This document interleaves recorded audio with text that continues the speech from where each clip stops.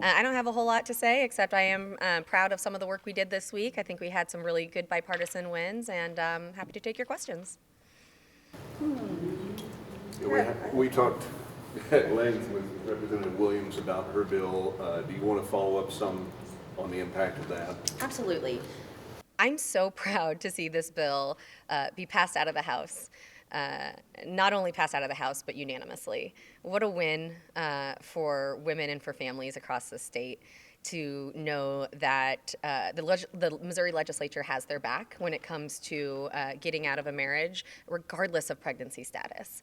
That is so crucial to the autonomy of folks in our state, not just women, but men as well. We have, when I carried this bill previously, I had several men reach out to me and describe the impact of this legislation on their lives.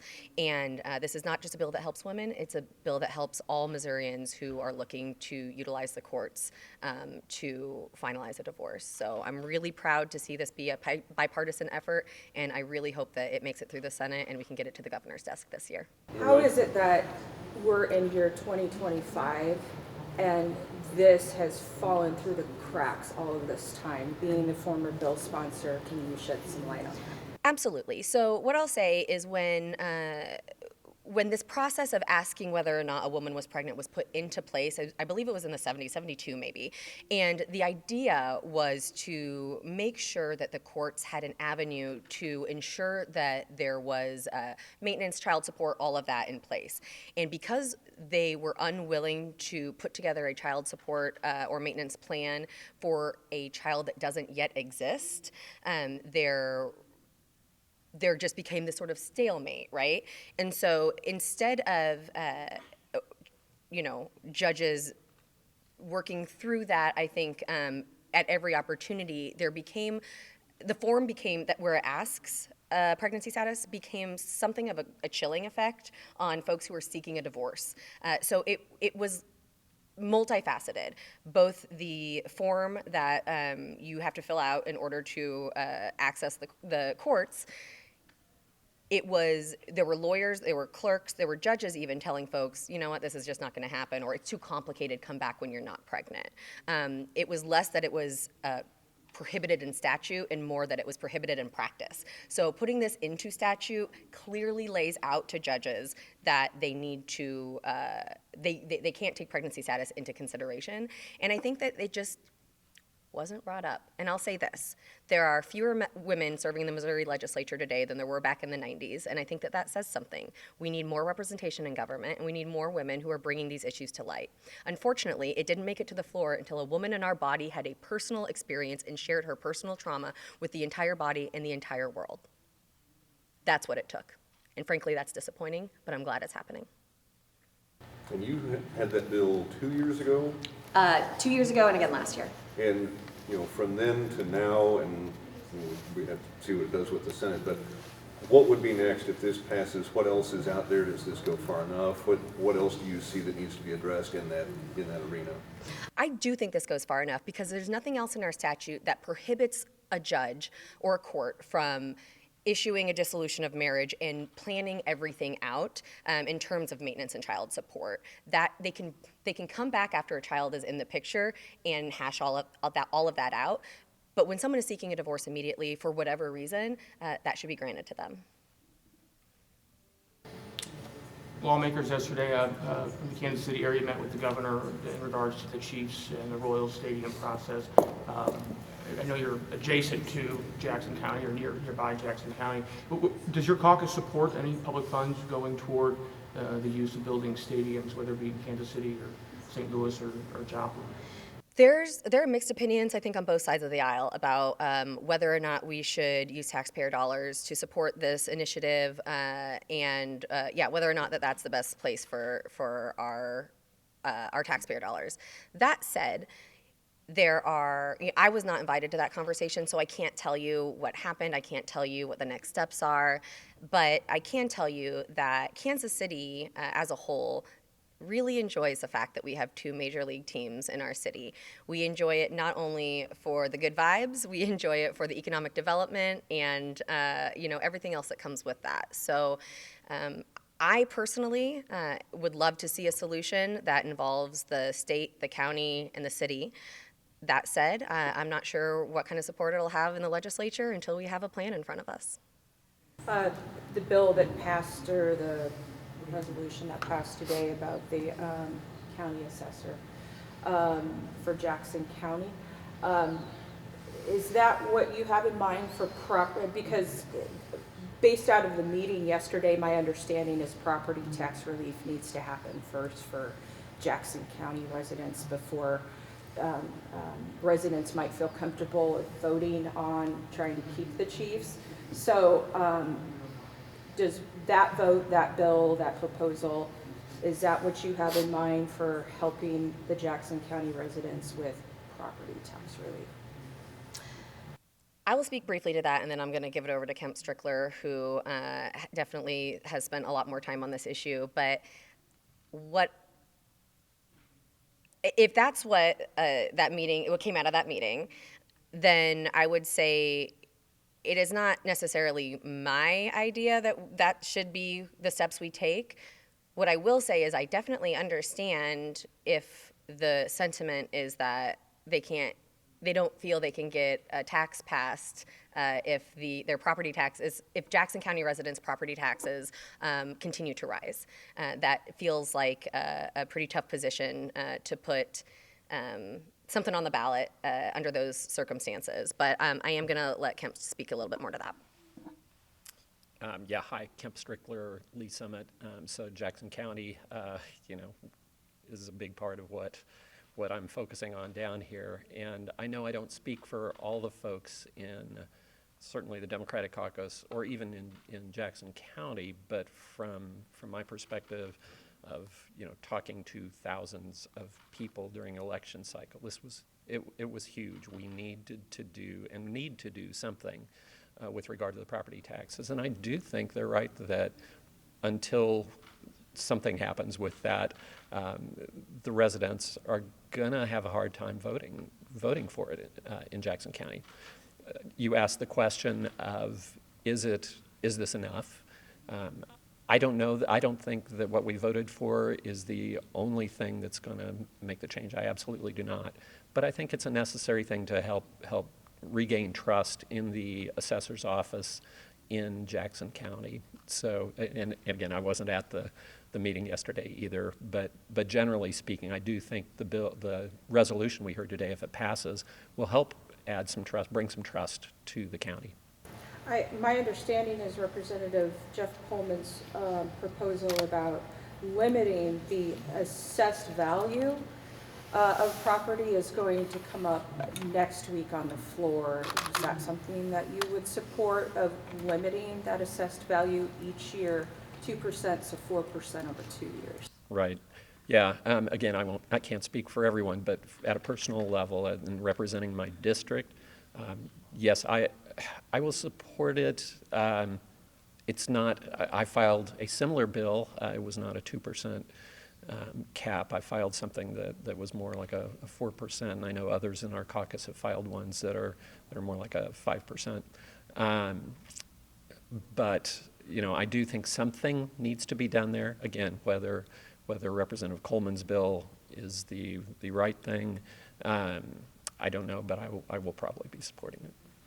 So one thing, I know y'all just heard from the Republican caucus, or some ladies in the Republican caucus, who were talking about how the legislature is putting Missouri families first.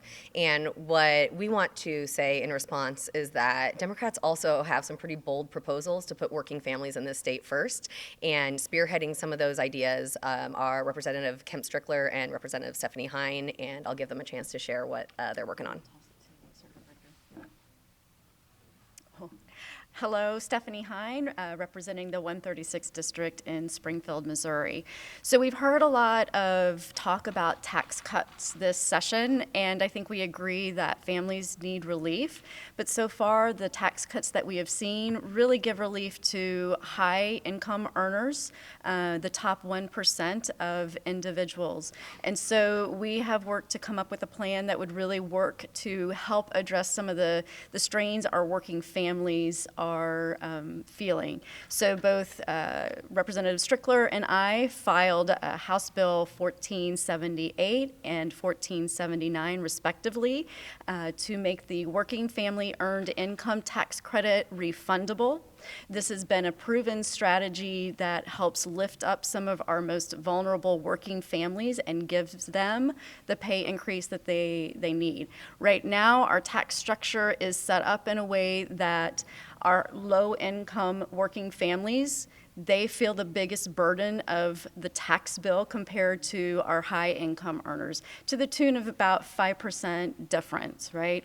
So what we see in some of the tax proposals that have been put out there is, if you combine corporate income tax as well as the individual income tax, a 2.6 hit to our general revenue, right? So we felt we needed to come in with something very responsible to help those lower income families feel and receive some of the benefits from some tax savings. We have another proposal that Representative Strickler has been championing. I'll let him talk about that briefly. But this is one of those things, if we can make this refundable, we saw what it did during the pandemic at a national level. It lifted children out of poverty, lifted families out of poverty. This is a proven economic strategy to help the lives of everyday working families.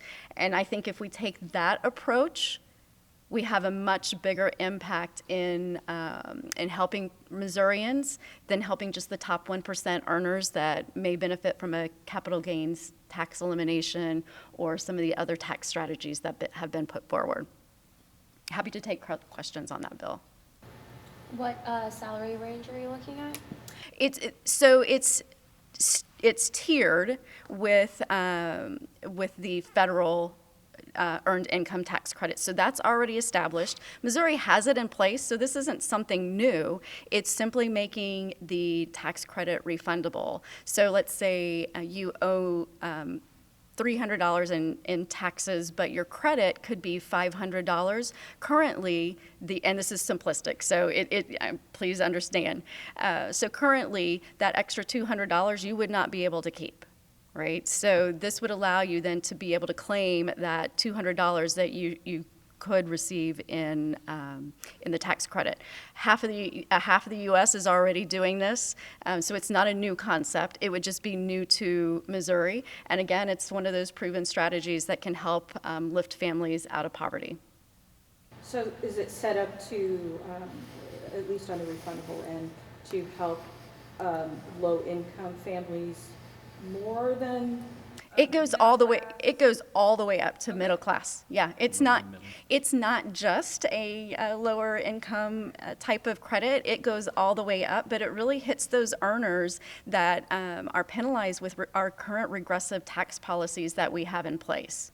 So if you think about the tax policies that we have currently, our low income earners, they bear the burden of about 9% of their combined income ends up getting taxed, whereas we have our higher 1%, they only bear the burden of like 5.4% of their total earnings. So that's why it helps kind of balance out the spectrum of where we place an importance on those low to middle income families. I'm going to turn it over to Representative Strickler because there's two parts to this process, and he's going to walk you through the second part. Yeah, so the other piece of what we are getting more people to be aware of and to have more folks from our side of the aisle file bills on is the senior property tax credit. Again, something that's already in, we've got it in statute already, but it hasn't been updated since 2008. And the dollars that it gives back are not nearly as rich because, we're in 2025 now. There have been a number of bills already, filed, but they, to my knowledge, on the House side have not been moving. And so this gives us hopefully an incentive to, again, have that happen. And that senior property tax credit, for folks 65 and over is really to help them stay in their homes, stay in their apartments, And so we're trying to re-emphasize that's out there, that there are bills, bipartisan bills that are out there that we would love to see move. I know there's been some discussion in the Senate, I believe a week ago maybe, with Senator McCreary and Senator Searpoy discussing that. But again, we feel like that's an important part, the Missouri Working Families Tax Credit, helping those who are in their working years, the senior property tax credit to help people, when they move out of that and need help staying in their homes and apartments. Seems like a bipartisan sort of thing. Like I say, I know of at least three Republicans in the House who have filed versions. The versions, differ a little bit, but at least three there. And as I mentioned, there's, bipartisan interest, I'll say. Whether it's support, I don't know. There's interest. What have been the roadblocks to prevent it from being changed since 2008? I've only been here 2 years before this one. I don't really know what they are. I will say when I filed this bill the previous 2 years as well. When I filed it before, there were not as many people filing it. Representative Mathieson did, Senator Searpoy did on the other side, but I'm seeing good momentum again on both sides of the aisle around this. So I'm hopeful that means we can get something done and really help those seniors, to stay in their homes.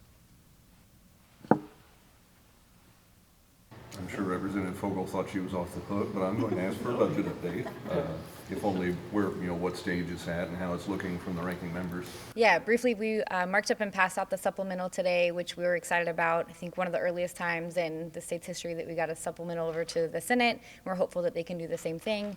We will head to subcommittee markup Monday and Tuesday of next week, where you will see House Democrats alongside with House Republicans talk about what changes we want to see to the operating budget for the next fiscal year. We're looking forward to those continued conversations with Republican leadership and with our caucus. Can you tell us about what you want to see change? Absolutely. I think House Democrats have been very vocal from day one about underfunding of the foundation formula and the elimination of the $50 million in vouchers that will go to educate children at private schools in the state. I think a bulk of our time will be spent there. We also have a lot of funding projects for entities back home, making sure that our communities have what they need to be successful in public nonprofit partnerships, and look forward to having those conversations next week. Do you know when you expect to see money coming into the education budget from sports betting? I'm not going to answer that because I feel like every time I ask someone that question, they give me a different answer, and I don't want to give you the wrong one. But we've had that conversation, had conversations about what we could expect that line item. We opened up a fund in the budget this year, so we have a new one, but we will see. But we're looking forward to figuring out the best way of spending it. Were you satisfied with the agreement reached regarding the employment of David Spears in the Public Defender's Office and the Budget Committee? House Democrats are really thankful that we were able to have a productive hearing with the Public Defender's Office yesterday, and that it sounds like Republican leadership intends to move forward with funding vital programs in that department.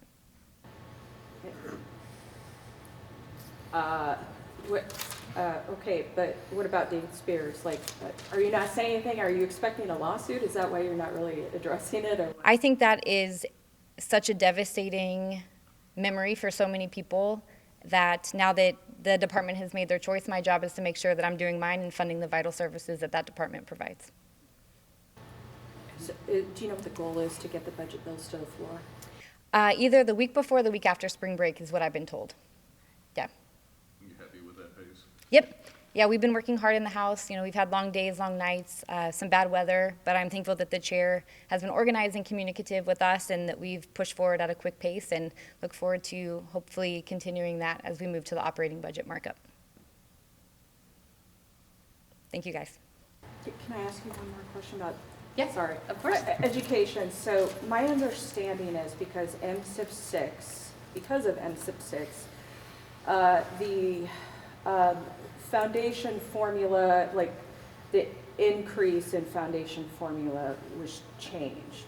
So although it's underfunding the formula, the governor's proposed budget still is a historically is a historic increase, annual increase. Yes, two things can be true. Both of those statements are true, but we have a foundation formula that was written by this body to properly fund the education needs of all students in this state, and we are not living up to that obligation when we're underfunding that line by $300 million. And I think school districts, especially our friends that live in rural Missouri, those districts have been very vocal about what these cuts will do. And, you know, for me, I represent the largest school district in the state along with Representative Hein. And our schools would probably be okay, but I'm concerned about the smaller districts who rely on the foundation formula to fund a large percent of their budget. And again, I'm thankful to the schools who have communicated those concerns, and we look forward to those conversations as we move forward with the budget process. All right, now thank you guys. No, thanks.